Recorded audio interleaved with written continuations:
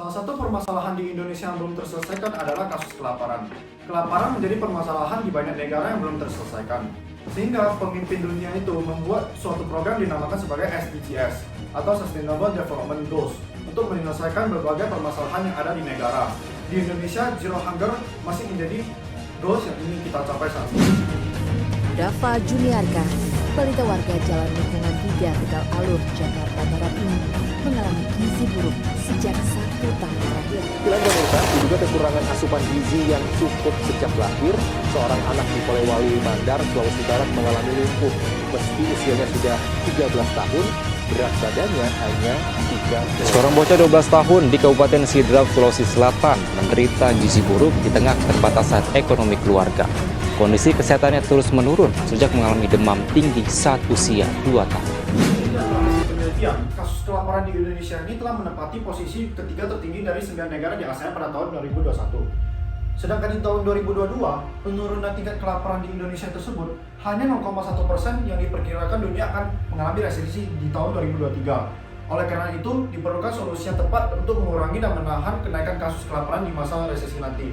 Mari kita simak opini masyarakat ya. Pertama, penyanyi Pak, diperkirakan Indonesia akan mengalami resesi pada tahun 2023 yang dikutip dari website Global Hunger Index. Saat ini kasus kelaparan di Indonesia berada pada level yang 17,9. Menurut Bapak, apakah angka kelaparan pada masa resesi tersebut akan meningkat di tahun 2023? Ya, kalau kita bicara resesi di 2023, memang banyak negara mungkin akan mengalaminya. Tetapi kalau kita melihat perekonomian Indonesia saat ini, mungkin saja terjadi. Tapi saya rasa pemerintah kita sudah menyiapkan beberapa langkah-langkah konkret untuk menghadapi resesi ekonomi global.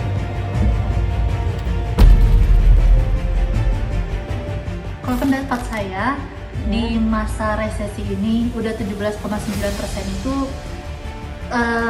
presentasi yang tinggi ya. Apalagi di tahun 2022 kita udah mengalami resesi.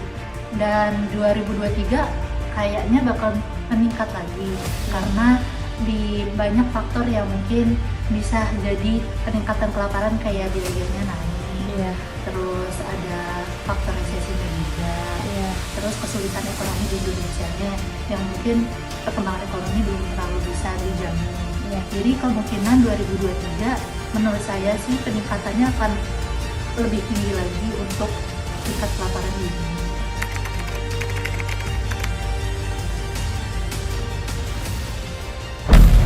Pastinya perekonomian ya, karena sekarang apalagi gitu ditambah angka-angka harga-harga meningkat, jadi pastinya kesulitan di ekonomi bawah itu membeli bahan pangan itu sangat sulit, sehingga ya banyaklah kalangan di bawah kita itu yang susah untuk makan. Pastinya ini akan menimbulkan dampak lainnya, yaitu gizi buruk pada anak. Ya mungkin ini bisa disiasati dengan pemerintah mulai ya memperhatikan lah harga-harga agar stabil sehingga bisa dijangkau untuk seluruh masyarakat Indonesia.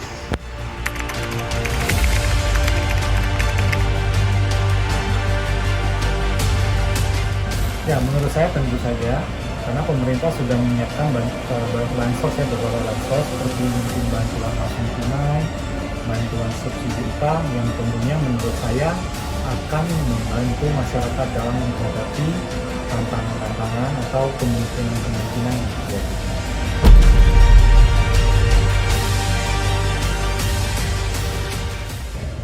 Kasus kelaparan di Indonesia lebih mengacu kepada masalah gizi buruk yang dialami sebagian masyarakat Indonesia.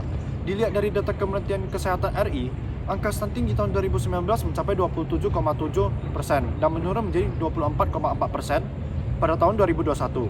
Namun, di tahun 2022, angka stunting di Indonesia hanya menurun sebanyak 0,4%. Persentase stunting terbesar dialami oleh balita. Menurut WHO, Indonesia memiliki jumlah balita stunting terbesar kelima di dunia. Untuk mengatasi masalah kelaparan di Indonesia, diperlukan adanya peran dari pemerintah.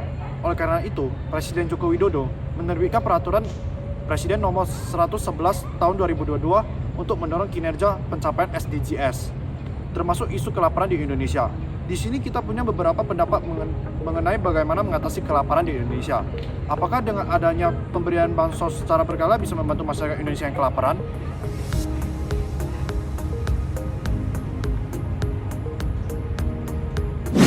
Jadi menurut saya dengan adanya bantuan sosial yang merupakan program dari pemerintah ini, jika program tersebut tepat sasaran itu membantu.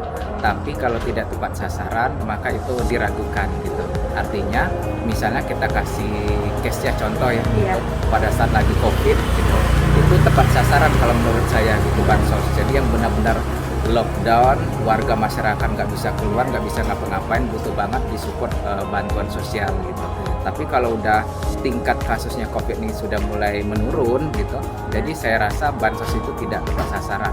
Lebih bagus warga masyarakat dikasih bekal berupa ilmu, kerajinan, atau keterampilan yang bisa mensupport jangka panjang. Dari hasil wawancara, kita dapat menyimpulkan bahwa bantuan sosial lebih pun masih kurang untuk mengatasi kelaparan di Indonesia. Pemberian bantuan sosial berupa dana pendidikan lebih diperlukan masyarakat Indonesia saat ini.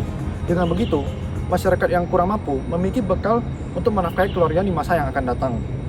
Peran pajak dalam membantu negara sangatlah banyak, salah satunya bantuan sosial dan pendidikan. Pajak akan sangat berkontribusi besar untuk menahan resesi Indonesia nantinya. Dengan membayar pajak yang teratur, kita bisa membantu kas negara dan membantu masyarakat yang tidak mampu. Maka dari itu, diperlukan kesadaran diri untuk lebih taat membayar pajak. Jadi, ayo bayar pajak.